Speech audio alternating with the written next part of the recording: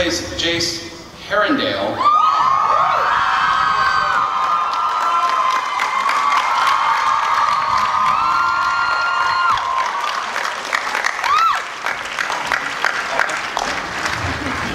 Still new to the shadow hunting game, but so important.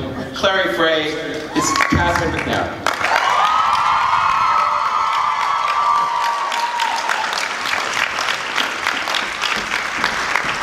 She plays Isabel Lightwood, Emerald Tabia.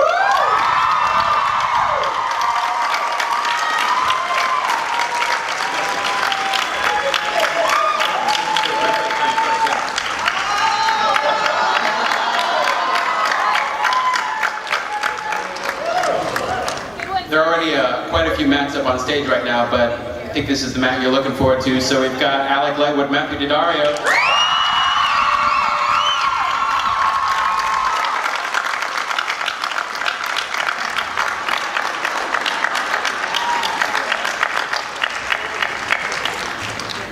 Head Warlock of Brooklyn, Magnus Bane, Harry Shumdu.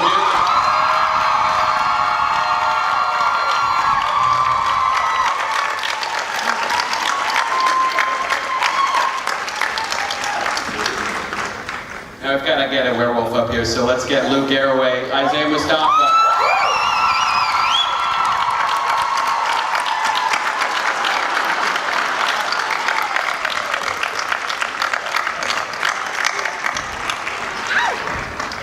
Welcome to San Diego, guys. This is an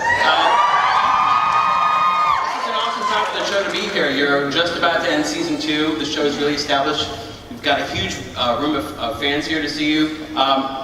What can you tease from the showrunners and producers here, what we just saw? The tears, the anger, the conflict. Anything you can tell us about these follow-up episodes we're going to see? City of Glass! Want to tell the source of conflict and anger and tears? Yeah. It's all of them causing problems. All of them causing problems for you? With each other.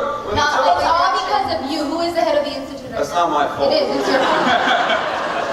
No, I'm here to solve problems. The boy just needs a little guidance in his life. He'll be okay. Well, Becky, let's talk about Alec being the head of the New York Institute at this point in time. There's a lot on his shoulders right now. He has a lot of hard decisions to make. Yes, How does that affect him and then also his relationship with Magnus? How is that going to, what kind of conflict is that creating? Well, when you got a tough job like this, I spent a lot of hours at the office, and it puts a little stress on the people you love, and you want to go home and see. And you try to go see them and make sure that you're not, killing the wrong kind of demons or inflicting some kind of magical curse. All these things that we deal with, those cause problems. And sometimes, you make mistakes. And he's really lucky to have someone like Magnus to feel the brain. Understanding, very understanding. Yes, and very forgiving. Maybe. But I think that as a result of him being head of the institute, everyone's going to be happier. Everyone's going to love him a little more. And everyone's going to do a little better. Don't you think? Did you read the last script? No, don't. I haven't read the last script. When did you read the last script? Couple. A couple of months ago. Oh, you Wait, what? What last script? The one that's No, we didn't read it. We filmed it, Doc. Were you there? Were you there? You seem to not know anything that happened. Happier and better? We're on the same show, Matt? Oh yeah, that's actually. Yeah, there it is, I'm not happy the rest of the season. Those rare A habits. little bit. They're little glimmers, brief Yeah. glimmers. Harry, Magnus is going through his own sort of trials and tribulations at the moment too, with Alec as the head of the Institute, but he's really consumed with his past. He had some stuff come up that he wasn't expecting. Going forward to the end of the season, what can we expect? How is he reacting to this, and how is he reacting to possibly secrets being kept from him because of Alec's new position? I think trying to be as strong as he can through all this. I mean, going through something like that and resurfacing something that happened so long ago, I think it's really difficult. And also, you have these walls that you just put down, and then now he has to put him back up. I think it's a difficult thing, especially when you just put so much trust into someone, and if even a little lie, I think, can affect someone like that. So I think it's been pretty difficult, but I mean, he's gone through so much that I think he can overcome this. Centuries of stuff. Centuries. I know fans like seek out and really hope for these happy moments for Team Malik and for the relationship. It's such a fun and important relationship for television right now, and I think that on a show like this with so much drama, those scenes of levity really stand out even more. So I wanted to ask Alberto, you just had a really fun scene, a family dinner scene that was sort of lighter than what Simon's been going through usual, and he seemed to really relax and loosen up, and he was nervous going in. But what was that like to play those happier moments? Well, for Simon, that was actually a very difficult place to be. That was he had just had this horrible experience where he found the monster within him come out, and he really needed Maya there to kind of help him realize that it's going to be okay, and to have someone there to kind of hold his hand a little bit and let him ease into a familial situation. So yeah, for him that wasn't a very easy place to be, especially because he put his family through so much. I mean, when his mom had the confession that was her thing for Yom Kippur about how going back to drinking, Simon knows that was directly because of him. So the scene and the levity in the scene came from like the truth of them being a real family, the wonderful moments of them reconnecting as a family, and Simon kind of grounding himself in who he is again, seeing his mother, his grandmother, his sister, and then being, celebrating this Yom Kippur dinner, which is part of his Jewish faith, part of who he is. It was a real reconnection scene, and I think that was kind of what brought it to levity. That being like, oh, this is Simon. This is where he's comfortable. I was wondering, there was a lot of sexual tension at that table between the two of you. I know that you were sitting at a Yom Kippur dinner, but it was one of the sexier scenes. I was transfixed. So. Yeah, I think that's all vampire mojo though, man. Simon's never aware of that. I think he's pretending. You're always playing like you're so sweet.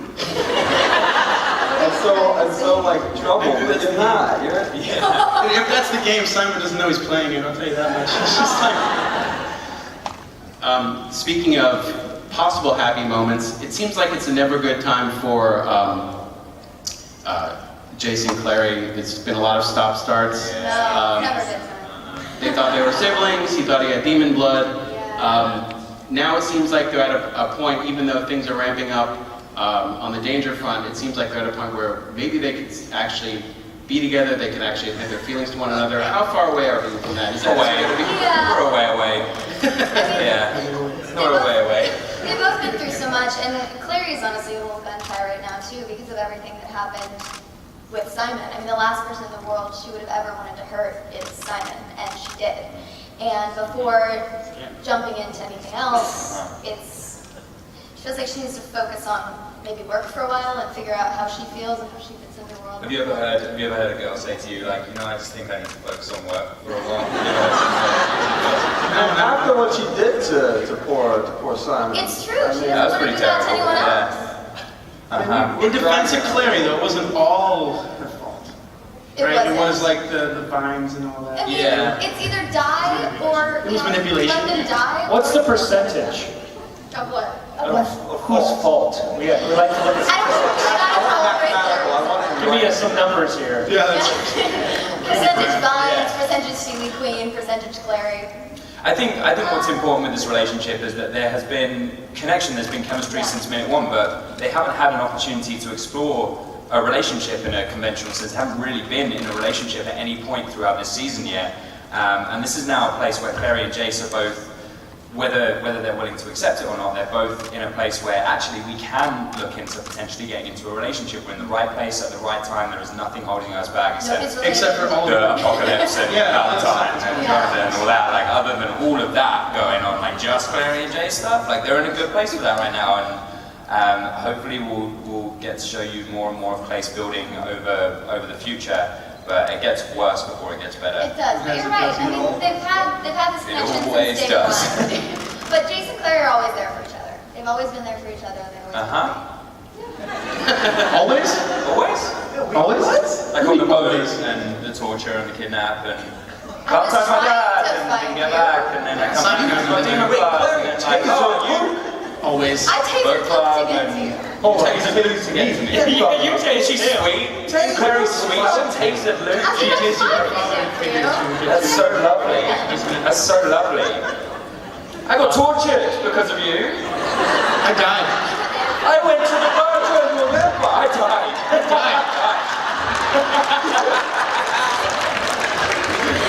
Look, Claire has the best of intentions, but she doesn't always make the right decision. There you go. That was one question that, by the way. Yeah. Yeah, right? I don't know what the question was at the beginning, but Emerald, one of the things I really enjoyed recently was Isabel is such a strong character, confident character, but then to see her go through the addiction arc that she went through, which she's just now finally starting to come out of. What was that like to play when we were introduced to the character? She's such a strong presence, and then to see her sort of shrink like that and become so desperate. What was it like for you? Wow, it was hard. It was hard, but I mean, we have Matt that directed that episode, which is one of my favorite because it challenged me. It scared me, and I think that's when you become better at what you do when you're afraid of things. And thanks to Darren and to Todd who wrote this and who challenged me to try and really work and not, expect what Isabel normally is, a badass. So I mean, it was hard. I just really felt what she was feeling. And now she's going through a different path. Now she is trying to find herself again. She is getting her strength back, and she's going through that journey slowly. And now she's, going to become a mentor for her little brother Max. And I don't want to keep talking about Max, but someone on this side is doing something he's not supposed to do. What? What? What am I doing? Anyway. Well, one thing I want to stick referring with. to? Well, one thing I want to get to with Emerald and Isabel is strength isn't the absence of weakness; it's overcoming weakness. So the reason we see Isabel so strong is because we see her have those moments of doubt, and we see her really go through there where she does not know how she's going to push herself to the next day, how she's going to make it through these things. Yet she somehow finds within herself and continues to move forward. That's real strength, and that's what I think we see in her is that constant self-confidence. It's really down there. That's like, no, you can do it. Just push one more day, take one more step. And that's something I think you guys really built in the journey writing and something you see in the journey acting. I think that's why we see her as this badass. Because she has those moments of weakness that allows her to become the badass or to, fight for that. Awesome.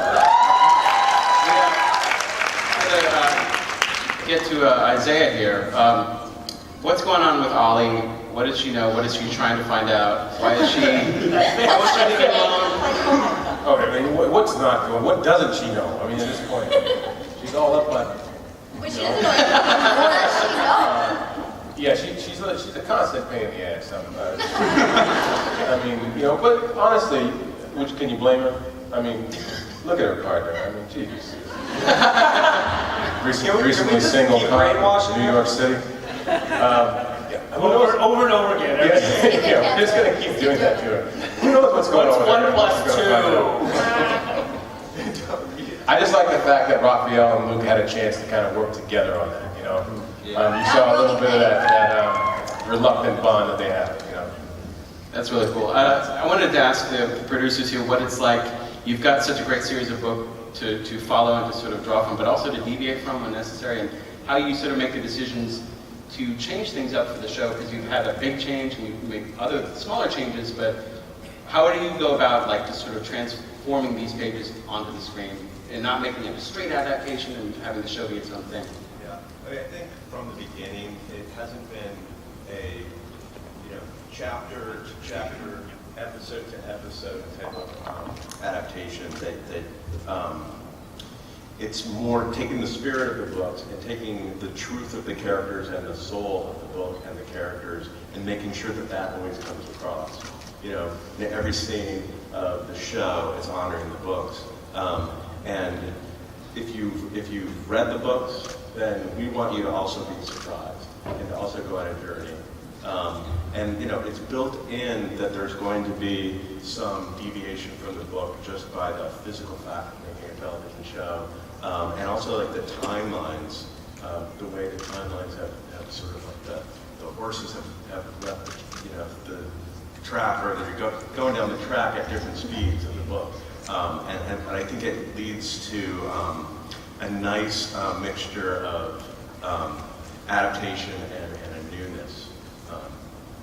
Now, it's a serialized drama, but also there have been a few episodes that are sort of, they're not quite standalone, but they feel like they could be. Is that something that you purposely try to put into a season or half season, just to, because there's the party where people are hallucinating, and then there's the Seeley sort of faking the downloader attacks. We definitely try to give each show its own identity. So you can say, oh, that's the episode where that happened, as opposed to a blur. And speaking to what Darren had said, like with the adaptation, in the book it is a blur that it's a novel and it's a book. And as a television show, Smallville was a show, that's how we came up in TV, and they were like little movies. And Shadowhunters, even though it's serialized, we love the fact that you feel satisfied, like you had a nice meal after one episode, and still having the serialized element, but it's so fun. And by the way, thank you all the writers on this show from the bottom of our hearts. Cassie Clare, first of all. Magical world. All the writers from season 2, Zach and Allie and Shereen and Holly and Pete and Michael, I'm going to forget names, and the season 3 writers, please stand up if you're in the audience. And thank you guys. Brilliant minds. There's so much of this. They have the real answers, by the way. Don't ask us. Turn around and just ask them. They know everything. We don't know anything. Matt, there are a lot of really cool sets on this show, from Pandemonium to Seeley Court to the Institute. Is there any particular set that you have a fondness for? What's your favorite? The green screen. How dare you? I think filmmaking for me is such a magical experience, and be able to make it for amazing fans like you guys is so, like, to be how involved and passionate you are about it just drives us. I just wanted to say that at the forefront.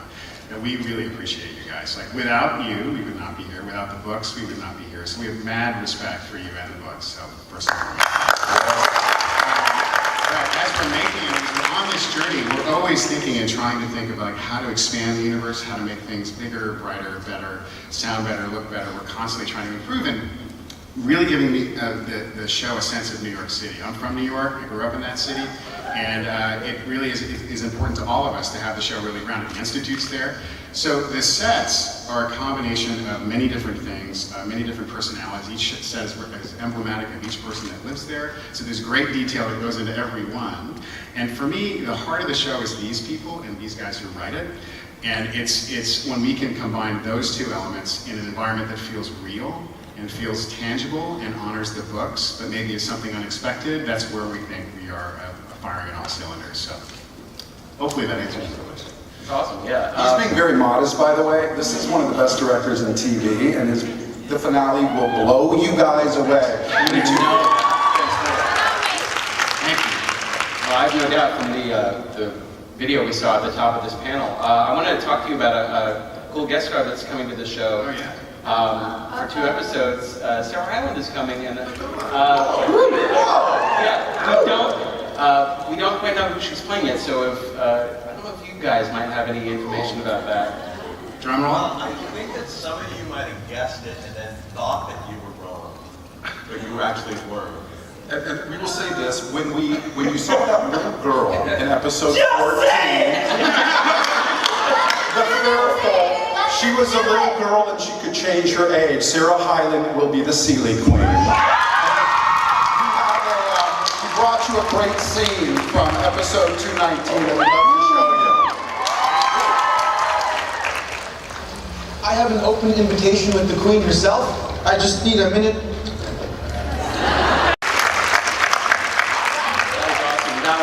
We're going to start taking fan questions in a minute, so if you want to start lining up at the microphone that's over there. What can you tell us just about the Seeley Queen at the end of the season, and also Simon's role? A lot of people are after Simon. He's very important cog pawn in this. He's so charming too. As far as you know, a lot of people want him on their side. They want him as a leader, or they want him in their, you know, on their team. What can you tell us about that? Oh, yeah, anyone would like that. In my opinion, like Simon in many ways is like Neo, like he is the one in many instances, because he's become a daylighter, and to all the people he's associated with, suddenly he's got this fame and notoriety, and he's such a humble guy. He wants to go to college and be in love with Clary and figure his life out and be a musician. By the way, how about the music? There's a Shadowhunters EP coming out July 21st. Tomorrow. Yes, it drops, and it has the original songs that Alberto beautifully sang on, as well as some Morel stuff. So There's actually going to be 2 of them. You guys have only heard the first one. The second one will come out tomorrow as well, so you guys can jump on. And the producer that we were lucky enough to work with is Sam Hollander. He did One Direction. He's done a ton of great, amazing Fits in the Tantrums, etc. So anyway, well, but back to the question, which is the epicenter of White on the Seventh. Sorry. Back to the epicenter of the question, which is the guy is pure in many ways, and I think that purity is what attracts Clary to him and his goodness, and he's put in an untenable situation being a vampire and now kind of a celebrity vampire. So. But we also saw the power that he has with the other vampires, sure, and I think that's something she wants to be able to manipulate. Awesome. And we've already got a big line here, so let's take the first fan question. We can squint and see you here. Hello. Hi.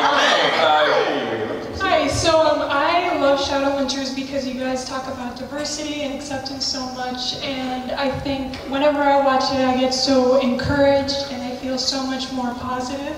So I just wanted to thank the writers, the cast, the crew, executives, everybody for making the show come alive, because I feel like sometimes there's so much negativity in the world and you guys bring a really positive vibe, so thank you for that. By the way, just quickly, sorry, if it looks like we're not looking at you, we're trying, but the lights are in our face and you're here. We can see you on the screen right here. So we promise we're not ignoring you, like we're trying to look, and then the lights get too much and we look down a little bit. Tom's watching a football match, actually. Go ahead. Hey, so we heard mention of a certain someone, so I guess I'll just phrase my question in one word. Tessa? Patience.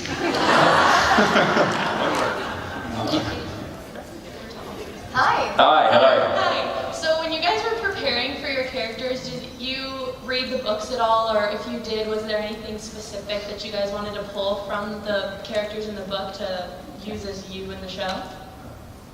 Yeah, I took and this is why I break them all the time, because playing with the Stele, and there was a point that Cassie wrote in the books that it was strange that Jace is so confident and still has this kind of weird, like, nervous tick. But then season 2, they took them all away from me because I kept breaking them. You started getting rubber ones. Like rubber ones and stuff. So I haven't had that for a while. For me, I read the first book to understand the world, and then what I do with characters that I play is I write a journal from their point of view. So every character I've ever played, I've got this journal that's based on. And then season 2, obviously, I started a new one, and I've been writing from the point of view of that character. And as we evolve through season 2, that journal extrapolates into who this character is and grows to be.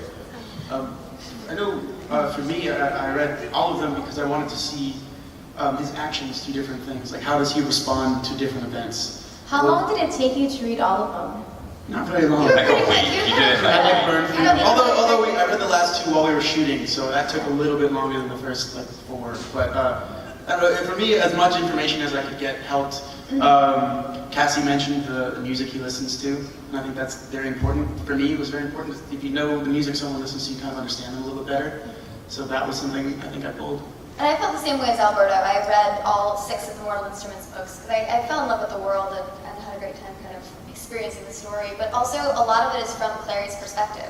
And the little things she notices about people and the little, the ways she feels about them and aspects of them that she notices kind of help me inform what I do on the show. Hi. Hi, great. Next. Hi. Hi.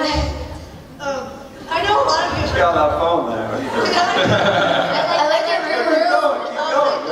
I like your room and all your rooms and your necklace. Thank you. Yeah. Thank you. I I know a lot of you have read the books, and is there any like small character that you'd love to see in the TV show or bring to the TV show? Chairman Meow. Yeah. Chairman Meow, yeah. I'd love to see Ragnar back. Yeah, I me miss too. Ragnar. Such a great Nancy. character. I don't know. Obviously, there's things that what's great about the show is like there's a lot of great flashbacks, and you know we go back in time and look at. So I mean, there's so many characters in the book though that obviously like even someone like Dom was saying, like even Chairman Meow, it's not a someone, it's a Yeah, Stella could play Chairman Meow as well. So could Raja wouldn't behave. She's like me. Well, Raja could be in church. She wouldn't behave. Oh, well. How would you ever? She's gotten out of my house like 4 times. Cassie, you're not coming on our set. I'm not waiting 4 hours to get your cats to act. We wait 4 hours for you. Pretty slanderous statement. Go ahead, kid. Next question. Yeah, your costume's amazing. Hi, I was wondering, you said you read the current books, the books that you're portraying right now, but have you read the prequels and the upcoming, the Infernal Devices and Dark Artifacts? And for Harry, has the prequels like helped you at all? And for everyone else, do you know what your future holds? Are you interested? They definitely do. I mean, with Magnus, he has such a rich history that also these things that happened to him, like for instance, like what happened in Peru. I mean, like, you know, you have all these ideas of what happened, why he's not let back into a country. But I think those little things kind of tell a lot for what you can play sometimes into a scene. And, you know, you start connecting the dots, I think, backwards. You know, it's a lot harder to connect the dots forward. And I think for this specific character, even the way he moves his hands and the way he looks at someone, I think those things come into play that might not be specifically in the script or whatnot. That really helps me as an actor to try and give some kind of nuance into to specific scene or the character. There's one other thing that you guys haven't mentioned is prior to the show was even created, there's a tremendous amount of analysis and discussion online about things outside the books and things in the books and what people are feeling, what characters are feeling. And that's been tremendously helpful, especially early on in understanding the characters, because that analysis is more in depth, obviously, than because you guys create a ton of material. So that was extremely helpful for me, and I'm sure for all of them. Yeah. Now, just the producers keep talking about, like, they've read the books, they get insight into the characters, maybe even what lies ahead for them, but there's still that element where you want them to read the script. When they get it in their hands, and be like, you know, their jaw will still drop. Like, even though they dove into the books, like, you still create that element for them. We hope so. It certainly They do. does. So, Yeah, it happens to us all the time. I think when they get the scripts, you know, I can't speak for them, but I hope that when they get the scripts, it's like they're basically taking the gist or the writing that's in there, and that's what's informing them. And all of the other stuff, yeah, preparation. Yeah. Wonder Woman, go ahead. Hello. Hi. So, what is one of your favorite weapons? Hold on, you're the cutest thing ever. You're so nice. Oh, yes. Good question. She's a tiny hunter. Yeah. Adorable. Should we go down the line? Yeah. Isaiah, do you want to start? What's your favorite weapon? Yeah. I cut people with these. Yeah. No, I'd say Luke's favorite weapon would definitely be a crossbow. He has yet to use it because he's no longer a Shadowhunter, but that would be his favorite weapon. Yeah. Yeah. Oh, we're going down the line. Yeah. My favorite weapon, I think, is the book, the spells, and being able to kind of it's almost unlimited superpower when you have that. Which we don't use enough as Shadowhunters. I feel like we should definitely look into that. Like, we have so often in situations where, like, oh, how do we fix this? Magnus can fix this in a heartbeat. Like, we were talking about this earlier. Like, why does Luke drive around like an idiot when there are portals everywhere? Like, why does he waste his time? Well, we did see how risky portaling is in the last episode. Yeah. That doesn't always turn out so great. Yeah. I'm not going to play favorites with my weapons because I'm waiting to see What comes next? I mean, I know what Alec likes to use, but let's see what's coming up next season. Well, I mean, wait, did you go? Oh, yeah. Okay. I love, Izzy's whip that turns into a staff now. I'm sure you guys like her whip, right? Got it right there. Oh, where is it? Oh, there it is. Yay. Nice. I solemnly swear. Go ahead. Well, since we're into season 2 and you guys have kind of been playing these characters for a while, do you feel as protective over your characters as us fans do? Absolutely. That's something that I think is so special about this cast and everybody who works on the show is we all really do take it to heart how important these characters are to you guys because they've become that important to us. And we really do, we spend time with each other, we spend time on our own, really thinking about these characters and trying to make this something really special and really informed and something that is real. Yeah, when people go online and they can talk mean about all of us. They go on there sometimes, they say mean things about Alec, they say mean things about Jace or Matt. What are you about doing? characters, and that hurts more. That hurts more. Like, I can't believe Jace did this, and I'm like, oh no! Good you, but don't say it. Like, I don't need that. Spot on. Thank you. Next question.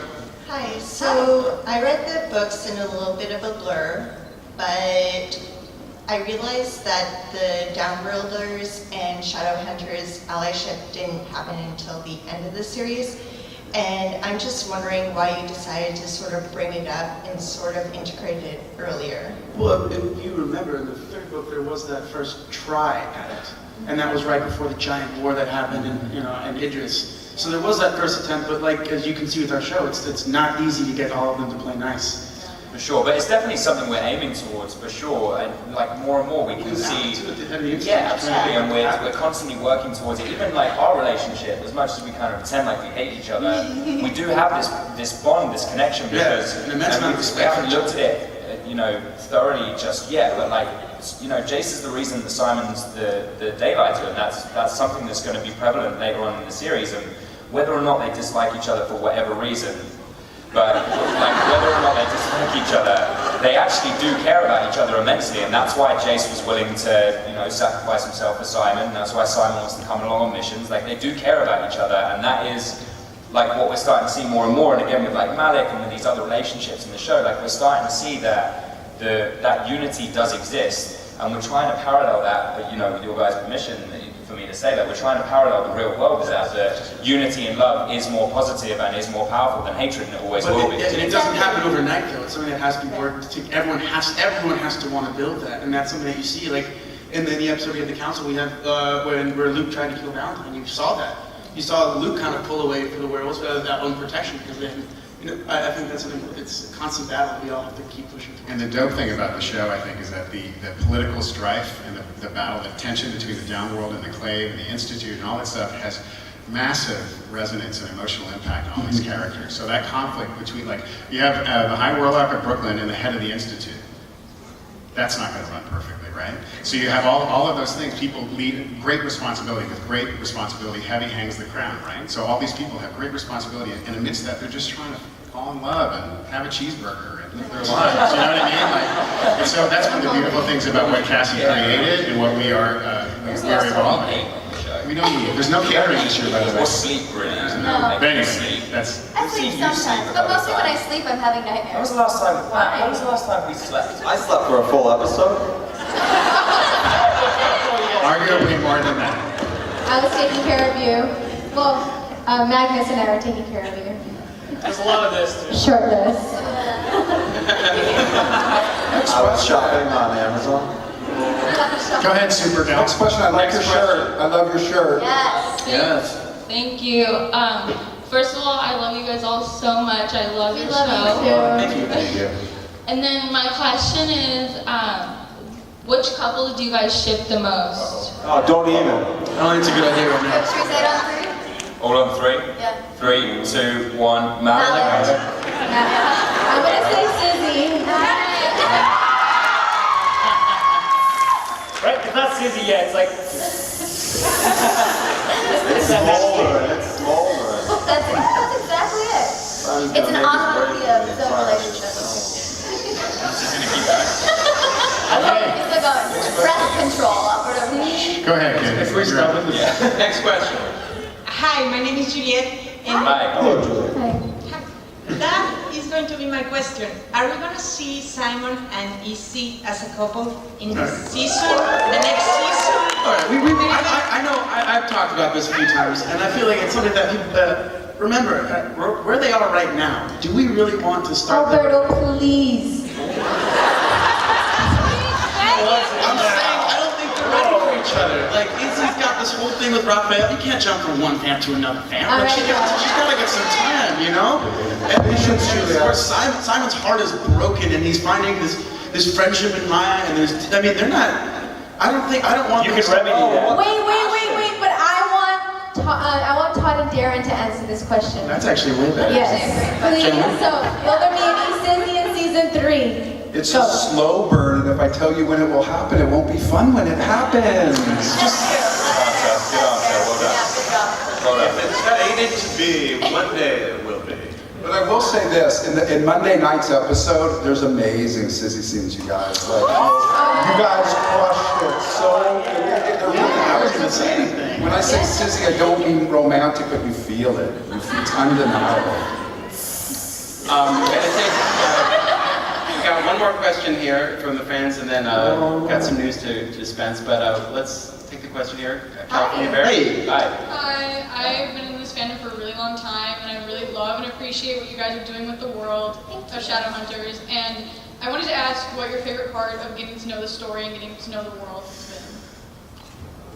been. The mythology, maybe. It's such a rich, diverse criteria that we have to meet, and I think very often I personally feel a lot of pressure to make sure that all of that is in place because it's so important to this world, and if you don't follow the rules, you end up making mistakes that will trip you up later on, and this, that, and the other. So it can be quite hard at times, but that's one of my favorite things about it is the challenge to really work with and develop this intrinsic world with like the writers and the directors and talking through the different rules and regulations and the way the world has to behave, otherwise it doesn't work. So that's great for me.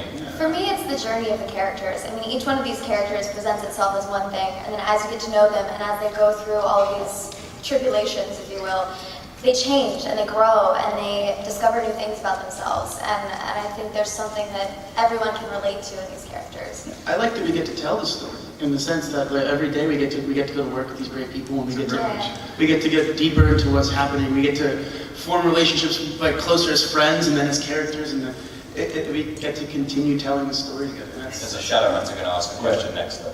Oh, cool. Because we can't see them.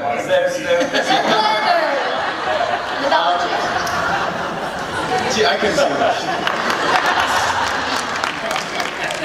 I asked the Twitterverse too for questions, and people from all over the world are such huge fans of the show. I'm not going to go through all of them, but Lady Multi-Fandom wants to know will we see a lot more of Maya in season 3. Ever since DJH, Archery Daddario, Princess Angie Zero want to know what ideas, if any, do you have right now for season 3? What can you tell us? Asking you, Todd and Darren, what can you tell us? What can you tell us? What can you tell us? One very exciting thing about season 3, Alicia Wainwright's a series regular! We're so thrilled.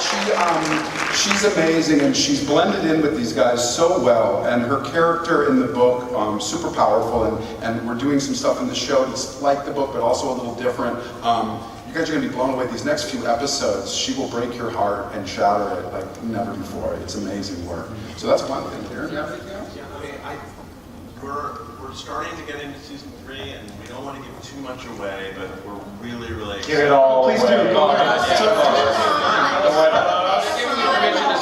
There's going to be a little character named Lilith showing up. Lilith is coming in season 3. I feel like that was on our list of things that we were not allowed to say. You're given a big pack before that's like, don't say this. Well, he's my boss, so screw it. He's allowed to say whatever he wants. I've got a question for Todd and Darren down here. I got the little. Oh, yes. Is Luke ever going to find love in his life? We've seen Maurice making Oh yeah, it's coming. Oh yeah, season 3, Luke will find love. You can print that. Just be like The Bachelor with Luke.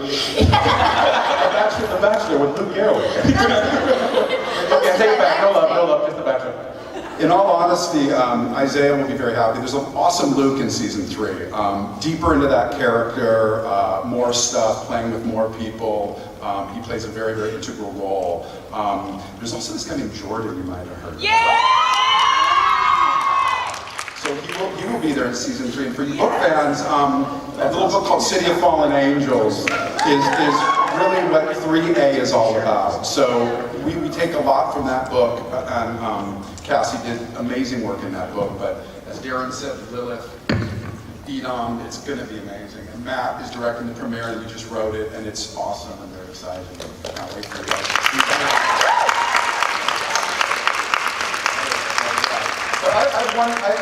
Up close, are there any like massive Malik fan? Like a massive... We love Malik! This is one shirt signed by Harry and Matt. Oh, wow.